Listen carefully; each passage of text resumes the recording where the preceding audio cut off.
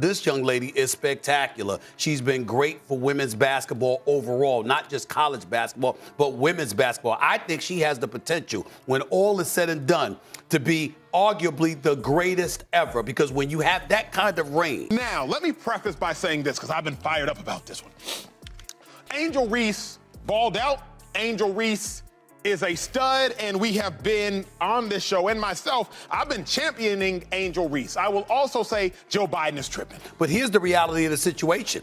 She instigated this kind of stuff. Let's call it what it is. She was waving. She was doing the Cena. How about what she did to Raven Johnson? She didn't just go into the lane and not guard her against South Carolina. Absolutely tripping. Let me preface with that. That must be said, that must be heard. But I would be remiss to not mention that it appears we have lost our ability to disagree respectfully in society.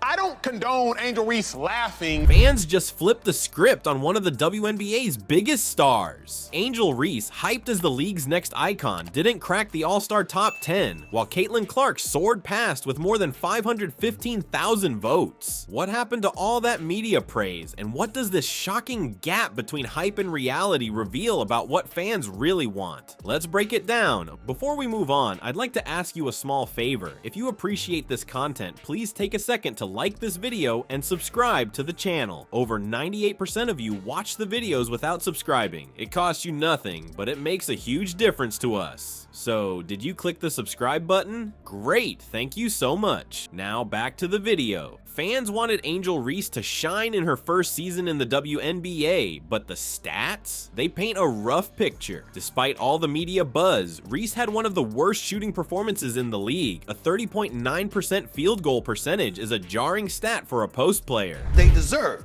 But I'm going a step further with this. We all know that there's a white-black issue here, because the fact of the matter is, when Caitlin did it, people were celebrating it, and they were talking about nothing but her greatness. But then the second a sister stepped up and saying a joke, or we not coming, period, which she also said on social media to the First Lady of the United States. I don't condone that. In the same manner that I don't condone the founder of Barstool saying that Angel Reese is a classless piece of poop. and threw it back in her face. Now you got half the basketball world saying, well, you know what, that's not the classiest thing to do. Yeah. That's not the way. It was the exact same thing. It was the exact same thing. For celebrating in the face of Caitlin Clark.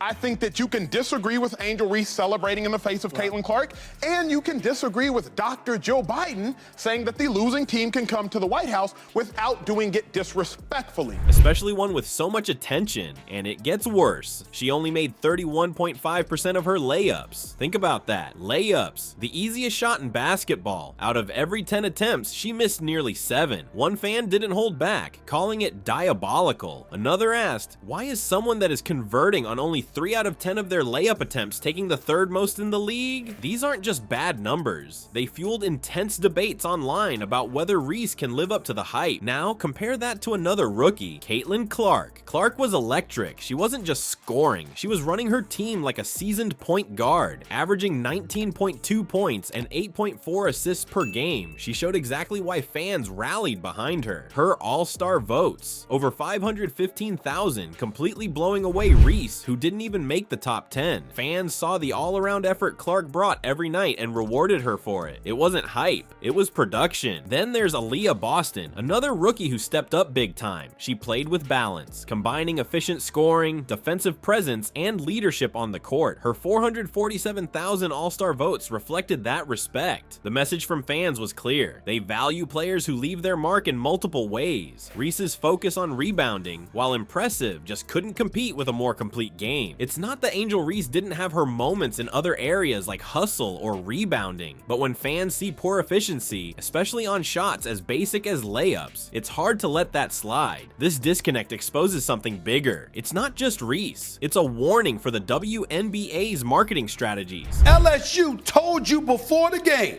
Yeah. But we didn't like how she was acting towards South Carolina. She ain't gonna do that against us. Correct me if I'm wrong, Janae. This is exactly what they were saying. There is a fine line between confidence and arrogance. Everyone in society navigates walking it. I know that I do.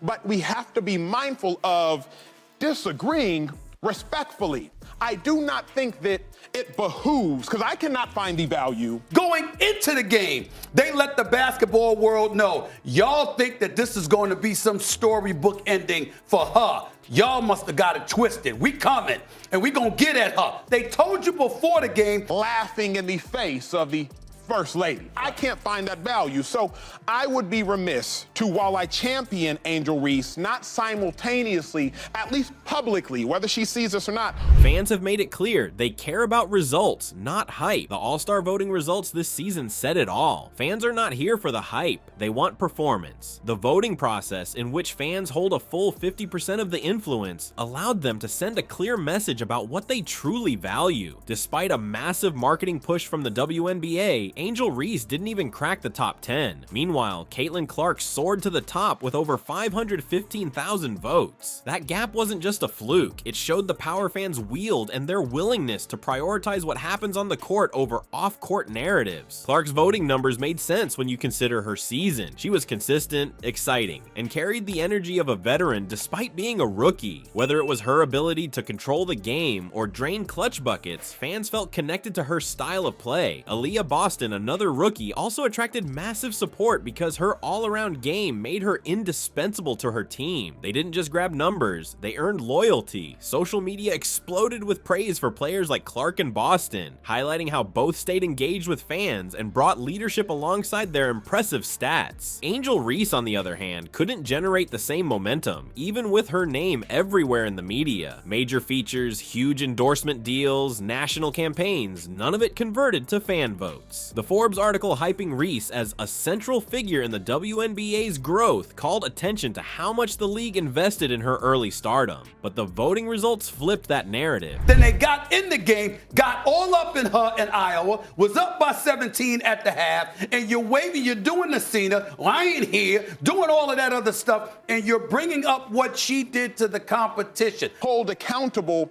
respect that I believe the elderly in society deserve, respect that I believe those that are credentialed via doctorates and via educational status deserve, and the respect that those, I believe, who hold positions of power in society. I'm so happy that Caitlin Clark handled it the way that she did, because in the throes of competition, she's fessing up to, listen, I ain't paying attention. Angel Reese, absolute stud, absolute baller. I am a champion. And she is, more importantly, a literal champion, while I am a champion of her. But in the same time, I do think that we've crossed a line of disagreement and respect.